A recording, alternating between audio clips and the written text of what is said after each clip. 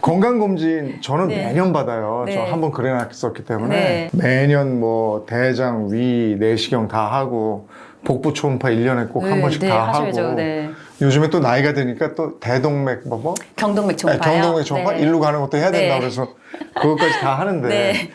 과도한 거 아닌가 싶을 때도 있어요. 이거 이렇게 하는 게 맞습니까? 환자분들이 20대부터 되게 많이 오시거든요. 네. 근데 저는 이제 항상 말씀드린 게 걱정되면 그냥 하셔라. 네. 근데 누구 말리진 않는다. 네. 그렇지만 뭐 이렇게 원하면 하시는 게 맞고요. 보통은 1년에 한 번씩 하는 게 기본적으로 네. 맞다고 보시면 되는데 과도한 검사는 1년에 한 번씩 할 필요가 없고요. 그래서 그 과도한 검사라는 거는 기준이 사실 애매하긴 한데 이제 4대 보험을 내가 이제 신청이 되어 있고 건보료를 꾸준히 내고 있으신 분들이라면 나라에서 무료로 2년에 한 번씩 짝수년생, 홀수년생 이렇게 제공을 하고 있거든요. 그래서 거기에 맞춰서 하시는 거라서 내 나이에 맞게 적용이 되게 5대암 검진에 맞춰서 이제 나라에서 건강 검진 하라고 하는 대로 하시면 되고요. 그 외에 옵션으로 내 돈 들여서 하시는 검사들이 있는데 그런 것들을 이제 의사 소견 따라서 1년에 한 번씩 하시면 제일 좋습니다. 네. 50대 넘었을 때 네. 거의 매년 받을 때 요거는 빼놓지 말고 받으세요 하는 건 뭐가 있어요?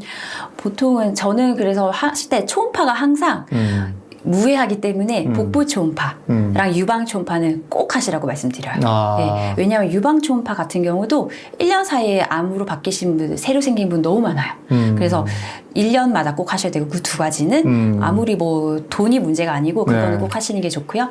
그 외에 갑상선 초음파 같은 경우도 하시면 좋은데 만약에 한 번 정상이 나왔다 그러면 굳이 1년마다 하실 필요는 없고요. 한 2년에 한 번씩 하시면 되고 경동맥 초음파도 마찬가지. 네. 정상이 나왔다 매년 하실 필요는 없고요. 2년에 한 번씩 저는 보통 개인적으로 정상이면? 말씀드려요. 네. 이거는 제 소견입니다. 그 다음에 뭐 있죠? 피 검사는 기본적으로 하는데 네.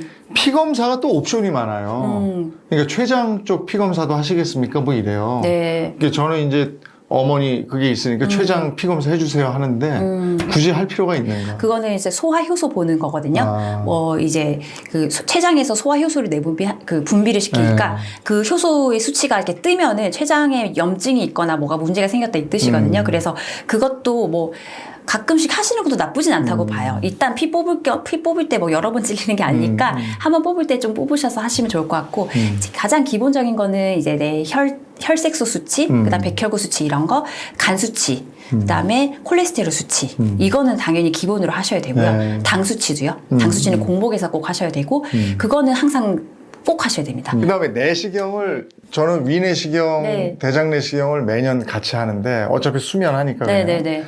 근데 어떤 분은 대장내시경을 그렇게 과도하게 할 필요 없다. 그래서 네. 위는 뭐 매년 하더라도 대장은 뭐 한 2, 3년에 없으면 네. 용종 같은 게 없으면 맞아요. 그게 맞습니까? 네. 네. 이게 나라에서 정한 게 우리나라 5대암이거든요. 네. 5대암도 사실 왜 어떤 기준으로 정했냐면 표적 질환이라고 되게 많고 흔하고 조기 발견 것도 가능하고 그다음에 무증상 기간도 있으면서 치료도 가능해야 되고 그다음에 또 치료를 안 할 경우에 사회적 영향이 큰 것들 이런 거를 추려가지고 5대암을 선정을 해서 위암, 대장암, 간암, 그다음에 유방암, 자궁경부암 이렇게 검사를 나라에서 해줘요. 그래서 내가 세금을 잘 내고 있고 건보료를 잘 내고 있고 이러면 나라에서 무료로 이렇게 나오는 거거든요. 그래서 위암 검진 같은 경우는 40세부터 내시경 2년에 한 번씩 하라고 되어 있는 거고 무료로 이제 하는 거고요. 대장 같은 경우는 내시경이 이제 무료는 아니고 네. 분변 자멸 검사하고 네. 그거를 1년마다 50세부터 하시는 네, 거예요. 네, 네. 근데 그거는 30~40%에서 꽝이 나와요. 암인 경우에도. 그래서 저는 개인적으로 대장 내시경 꼭 하시라고 말씀드리는데 왜냐하면 20대도 있거든요. 요즘에는. 대장 학문학회에서 135 법칙이라고 이게 가이드라인을 줬어요. 그래서 이제 가족력이 있다든지 예전 검사에서 용종이 되게 안 좋게 나왔다. 조금 기분 나쁜 용종이다. 1년에 한 번씩 대장 내시경 해라. 그다음에 괜찮은 착한 용종이었다. 그러면 3년에 한 번. 네, 그다음에 정상이었다. 뭐 5년에 한 번. 이렇게 말을 하는데 저는 그냥 개인적으로 제 개인적으로 3년이 좋을 것 같습니다. 저는 근데 어차피 수면하니까 네. 수면할 때 그냥 다 같이 본다 하면 이러고 좋죠. 그냥 하는 저도 거죠. 저도 그렇게 해요. 네. 왜냐하면은 의사 잘못 만나면 네. 5년에 한 번 하다가 놓칠 수 있거든요. 놓칠 수 있어요. 그래서 저는 어떤 의사를 만나실지 네. 모르기 때문에 3년에 한 번씩 하라고 말씀드려요. 네. 또 유념해야 될 건 뭐가 있습니까? 유방 같은 경우는 우리나라에서 40세부터 유방 엑스레이 2년에 한 번씩 네. 하라고 돼 있잖아요. 네. 근데 저도 아까 이제 말씀드렸듯이 초음파 꼭 내 돈 들여가지고 하시라고 말씀드리고요. 그다음에 자궁경부암은 만 20세부터 이제 나라에서 이제 검사하라고 2년에 한 번씩 하는데 요즘에는 성관계 그게 경험이 빨라지고 있어가지고 자궁경부암도 빨리 걸리고 있어요. 그래서 예전에는 이제 이 성 경험 있은 환자분들에서 10년 지나야지 자궁경부암이 발생한다고 되어 있는데 그래서 요새는 20대부터 생기더라고요. 네. 그래서 뭐 하여튼 젊을 때부터 검사는 많이들 하시는 게 좋은 것 같아요. 제가 계속 수면 내시경 말씀드렸는데 어떤 분들은 수면 내시경 그거 안 좋다고 하지 말라는 분들도 있거든요. 이게 왜냐면은 이게 수면 그 유도제에 대해서 알레르기 반응이 있으신 분도 있고, 근데 그거는 내가 해보기 전까지는 알레르기 반응이 있나 잘 모를 수가 있거든요. 그거를 뭐 아나필락시스 뭐 이런 거라고 하는데 그거는 하늘의 운이거든요. 천운이라서 그거 가지고 막 무섭다고 할 필요 없고, 왜냐면은 수면 내시경 하다가 사고로 이게 돌아가시는 사망 그 수치가 10만 명당 한 3, 4명? 교통사고보다 낮아요.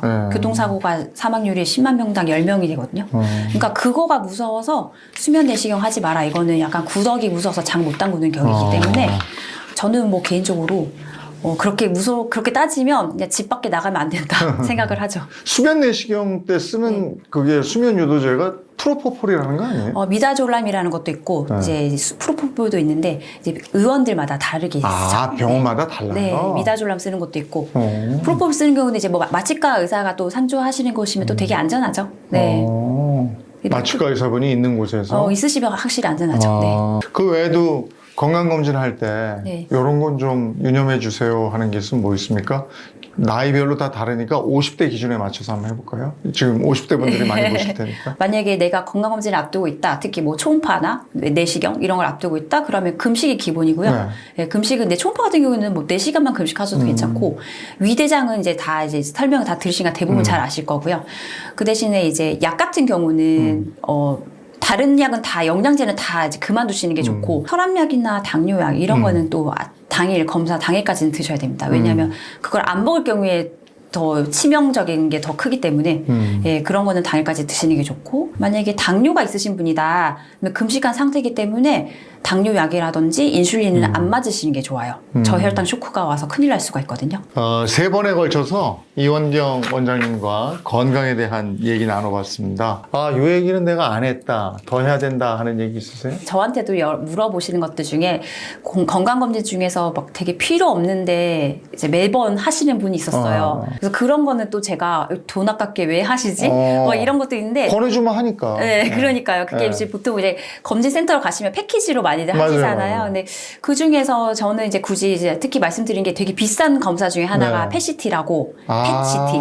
예, 그거는 굳이 암 환자가 아닌 이상 전신 찍는 거. 네, 별로 절대 권하지 않아요. 방사능 노출량이 또 방사능 노출도 되게 심하고, 그다음에 그거보다 이제 얻는 이득보다 이게 해가 더 많기 때문에 암 환자 아니면 하실 필요 없고요. 그다음에 그 외에도 뭐 이제 심장 초음파, 심장 초음파 같은 경우도 내가 평소에 부정맥이 있거나 심장 쪽에 가족력이 있다 이런 거 아니신 경우는 일상생활에 살아가는데 지장 없으신 분들이 굳이 비싸게 심장 초음파 하실 필요는 없을 것 같습니다. 수술을 앞두고 있으시면은 하시는 게 맞고요.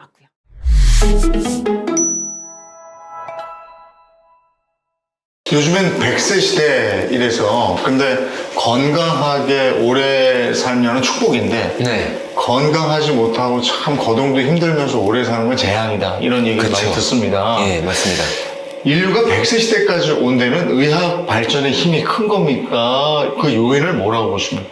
여러 가지 요인이 있죠. 의학 발전의 요인도 있기 때문에 지금은 사실 지금 방금 말씀하신 것처럼 무의미한 10년 아니면 길면 20년이 될 수도 있잖아요. 우리가 처음에 수명이 늘어나가지고 너무 좋다라고 하는 그 인식만 있다가 이제 지금 말씀하신 것처럼 그게 마냥 좋은 것만은 아니다라는 걸 사람들이 깨닫기 시작한 거예요. 그러니까 우리가 아무런 준비도 되지 않은 상태에서 수명이 길어지는 바람에 경제적으로도 준비가 안 돼 있고 더 중요한 건 건강적으로 그걸 버틸 수 있는 힘이 안 된 거죠.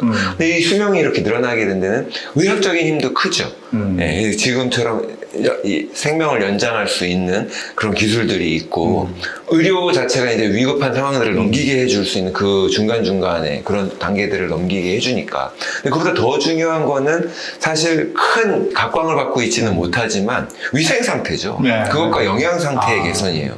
그러니까 옛날에 호환 마마가 무서워 막 이럴 때 그 마마, 천연두 이런 게 무서울 때도 영양 상태가 안 좋은 사람이 감염병에도 잘 걸리는 거거든요. 그러니까 우리는 단순히 이제 백신만을 생각할 수 있잖아요. 백신이 있으면 모든 감염병이 예방된다. 아프리카나 이런 데서 영양을 충분히 공급해 줄 수 없는 데서는 값싼 백신이 효과가 있을 수도 있겠죠. 효용이. 그런데 실질적으로 이제 몸 전체가 건강하고 영양 상태가 충분히 공급이 되는 상태에서는 그보다 더 중요한 거는 플러밍이라 그래서 배관이에요. 하수구. 옛날 1900년대 초만 해도 뉴욕 거리에도 마차가 다니면서 말똥이 한켠에 쌓여있던 그런 시절을 살다가 그런 상황에서 감염병이 많이 있을 수 있죠. 네, 근데 그런 것들이 다 깨끗이 해소되고 하수구 처리가 잘 되면서 사람들의 건강이 훨씬 좋아지고 수명이 늘어났는데 그 두 가지가 영양과 위생이다. 이렇게 보는 시각이 크죠. 나이 들면서 우리 몸이 퇴화가 되면서 나타난 질환들이 지금은 너무 일반적인 거죠. 그렇죠. 다들 뭐 60은 기본이고. 맞습니다. 이건 뭐 기본 중에 기본이고. 7, 8, 9, 100세까지 다 사시니까 이런 병들이 지금 막 나와 있다는 건데 이런 이유도 볼 수 있을까요? 인류가 가장 큰 게 암이에요. 나이 드니까 노안이니까 그걸 다 받아들일 것이냐. 그렇게 볼 수 없는 게 누구는 건강하고 누구는 안 건강한 것도 그렇죠. 맞거든요. 보통은 유전을 생각해요. 유전적으로 건강하다, 튼튼하다. 그것만 생각할 수 있는데 활동과 뇌를 어떻게 쓰고 머리를 어떻게 쓰고 몸을 어떻게 쓰고 이 부분이 더 중요한 건데 많이 간과되죠. 혈관성 질환 같은 것도 그런 것 같아요. 당뇨나 뭐 고혈압이라든지 거기다가 치매까지. 네네. 그죠? 그렇죠. 예전에 오래 살지 못하던 시절에는 치매 환자가 거의 없었다면 지금은 거의 인류가 다 겪고 가야 되는 병처럼 돼 있단 말이에요. 그렇죠. 근데 이게 혈관 관리와 관계가 있다는 거죠. 그렇죠. 근데 그거를 단순하게 운명처럼 지금 받아들이시잖아요. 우리가 오래 살게 됐기 때문에 숙명이다. 라고 생각하면 저는 그 의견에는 반대예요. 관리할 수 있다? 충분히 관리할 수 있고 왜냐면은 오래 살면서 건강한 사람도 있다고 했지만 요즘은 30대에도 당뇨 환자가 있기 때문에 그런 거예요. 근데 환경이 많이 바뀌었잖아요. 일단은 우리가 운동량은 현저하게 줄어들었고 먹을 것들은 가공식품, 특히 초가공식품이라고 하는 것들 혈관 지금 건강을 말씀하셨는데 혈관을 망가뜨리는 것들이 엄청나게 늘어났기 때문에 건강에 대한 위협은 훨씬 커진 상황인 거죠.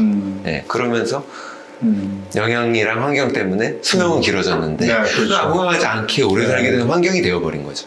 그러면 현대인의 질병 뭐 어떻게 뭐부터 해서 치료를 해야 되는 거예요? 크게 우리가 걱정하는 게 두 가지잖아요. 심혈관 질환과 암이에요. 그러니까 암은 뭐 그렇다 치고 심혈관 질환이라고 한다면 사실 이게 더 많거든요. 당뇨, 고혈압, 고지혈증이 다 심혈관 질환이에요. 그 심혈관 질환에 대한 문제들을 위협하는 거는 기능의학적으로 볼 때는 많지 않아요. 인슐린 저항성이라고 하는 거거든요. 그러니까 우리가 음식을 먹으면 먹은 음식들을 에너지를 써야 되잖아요. 포도당이라고 얘기하죠. 탄수화물을 통해서 포도당을 얻는데 이 포도당이 뇌에서도 사용을 하고 근육에서도 사용을 하고 장기들도 에너지원으로 사용을 하는데 거기에서는 에너지지만 좋지만 이게 혈관을 통해서 전달이 될 때 혈관에서는 독이에요. 가장 먼저 우리가 분해하는 게 술 먹으면 간에서 알코올을 분해하고 그리고 탄수화물도 포도당 똑같은 속도로 처리를 하거든요. 그러니까 독성이기 때문에 몸에서 처리를 해야 되는 거고 혈관에서는 정리가 돼야 되는 건데 이게 정리가 안 되는 사람들이 그 혈관에 염증이 생기는 거예요. 당이 염증을 일으키기 때문에. 그럼 누가 안 되겠어요? 아까 말씀드린 인슐린 저항성이라는 건데 너무 자주 먹고 너무 많이 먹다 보면 세포들이 이 당을 다 받아줄 수가 없는 거예요.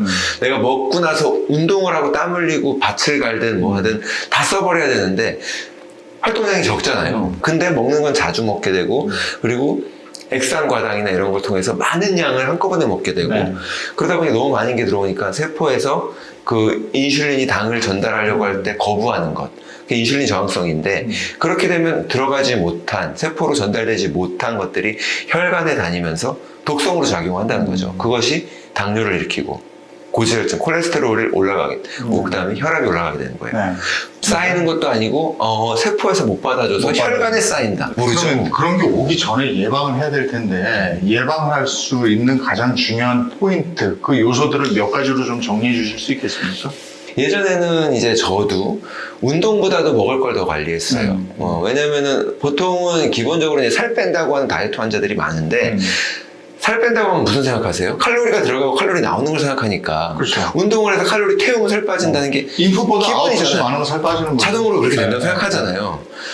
틀린 말은 아니에요. 맞죠. 지금 맞는데 그럼에도 불구하고 이제 호르몬의 불균형이 있어가지고 사실은 호르몬 때문에 식욕도 억제가 안 되는데 무슨 운동을 하며 호르몬 때문에 만성피로 기운이 없는데 운동을 하려도 할 수가 없는데 이런 그리고 그 불리한 환경 아까 인슐린이나 콜티졸 같이 또 다른 이제 스트레스 호르몬이 나오면 살을 찌우거든요.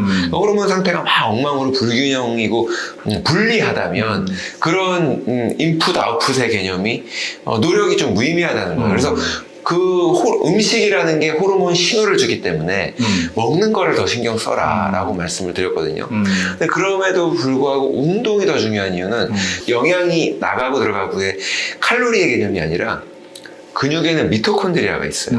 미토콘드리아는 에너지를 태우거든요.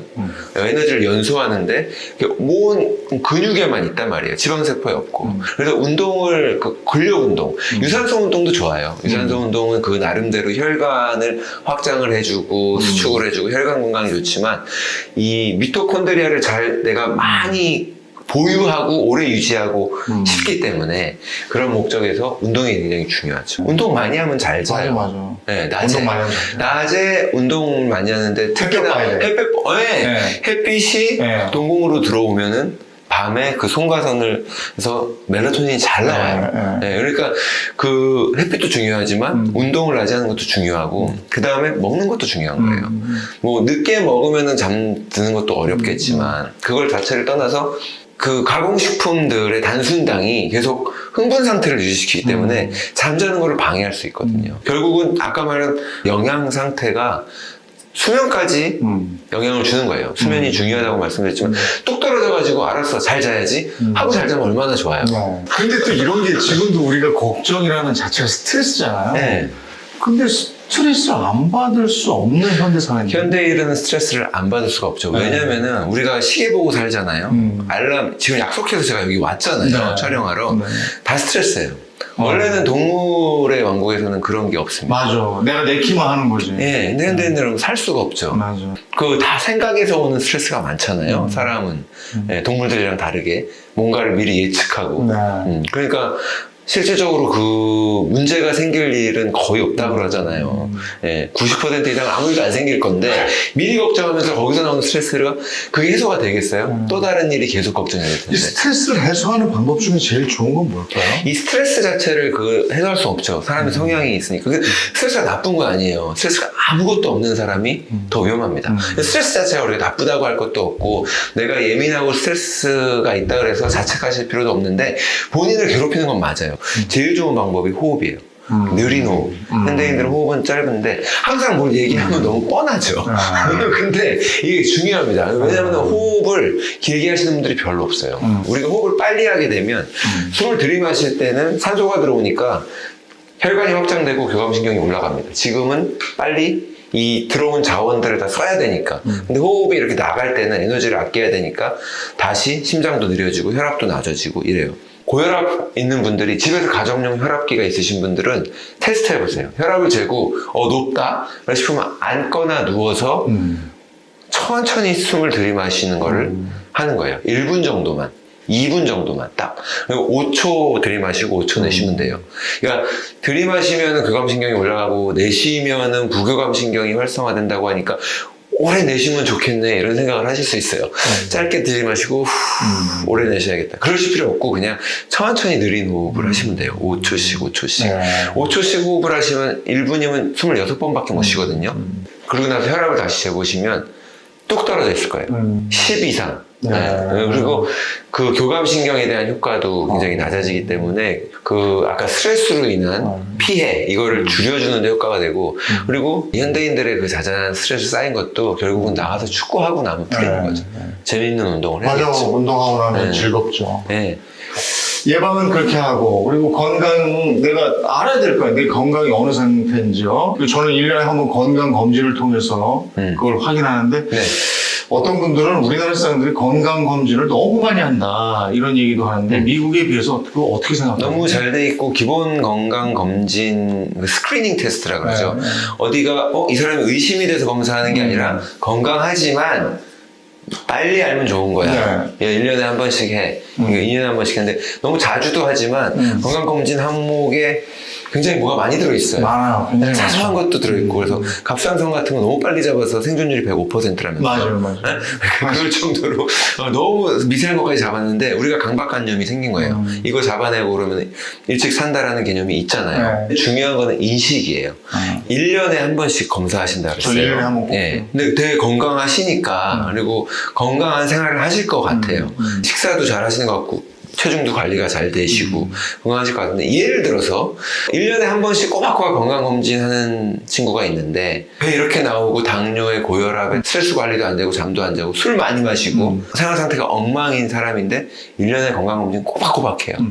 운동하고 식사를 잘 먹고 술, 담배를 안 하고 건강한 생활을 해요. 우리가 생각할 때 누가 더 현대인이에요? 그 후자가 더 현대인이죠. 아니죠. 건강검진 꼬박꼬박 안 하는 이 사람을 이상하게 보잖아요. 건강검진도 안 하고. 근데 이 사람이 진짜 삶을 웰빙으로 사는 거죠. 그렇지 않나요? 그러니까 사실은 건강검진이라고 하는 거는 모의고사인데, 그거보다는 평소에 숙제 잘하고 수업 시간 열심히 듣고가 중요하잖아요. 근데 이제 10월부터 건강검진 때문에 고민하는 분들 많거든요. 또 시기가 있군요. 11월, 12월이 그래요. 근데 이게 1년 내 건강에 대한 시험이거든. 그래요. 저희 장모님도 이 건강검진도 아니에요. 그냥 병원 검사를 하러 가는데, 고혈압 약 먹고 하시는 분이 검사하러 가기 전에 또 2, 3일은 바짝 뭔가를 먹을 것도 챙기고 몸을 정갈이 한다고요. 네, 시험 보러 다니는 기분 딱 그 연말고사가 맞는 거예요.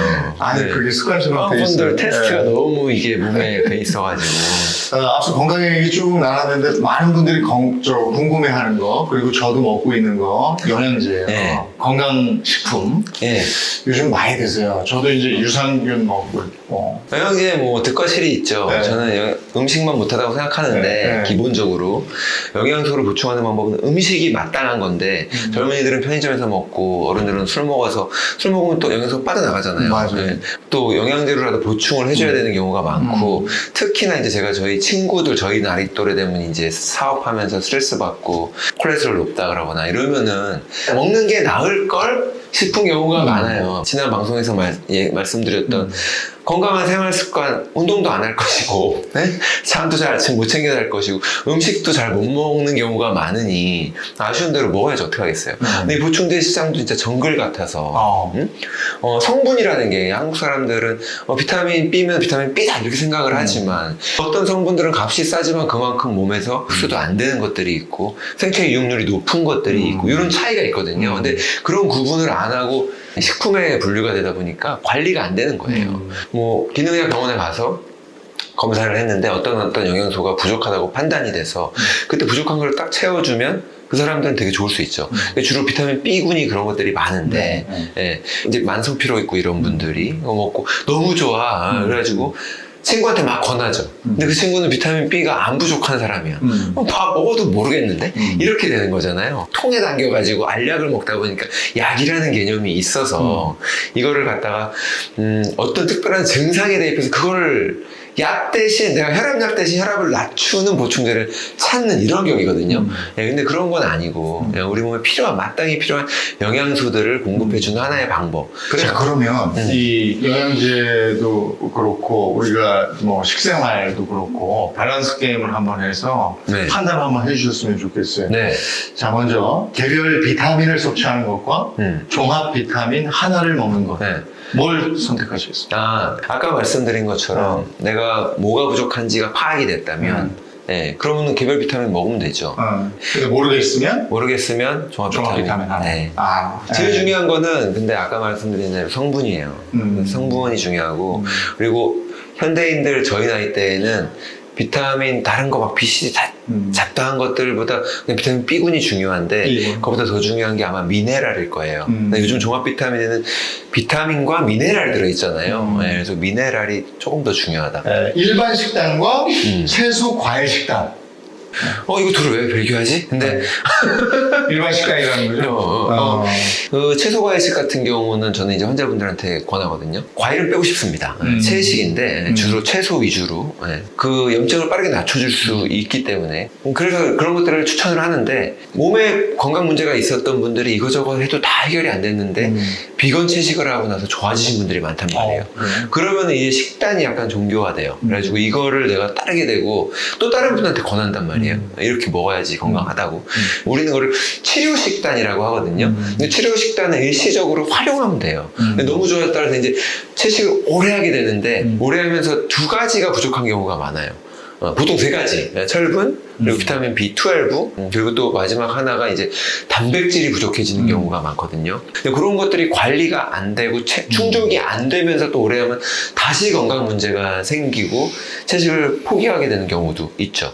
사람은 원래 잡식이에요. 육류를 통해서만 얻을 수 있는 영양소들이 있어요. 네. 대부분의 미네랄들이 압도적으로 많이 들어있고. 그럼 아까 단백질 말씀하신 거에서 요즘에 식물성 단백질을 선호하는 분들도 많기 때문에 동물성 단백질과 식물성 단백질 어떤 걸 선택해야 돼요? 이거는 용도에 따라서 그러니까 내가 용도에 따라서 예를 들어서 보디빌딩이다. 우리가 근육량을 유지해야 된다. 동물성 단백질, 유청 단백질 먹어야죠. 아니면 소고기, 달걀 통해서 동물성 단백질이 효율성이 훨씬 좋기 때문에 그래요. 근데 식물성 단백질을 어째 쓰냐?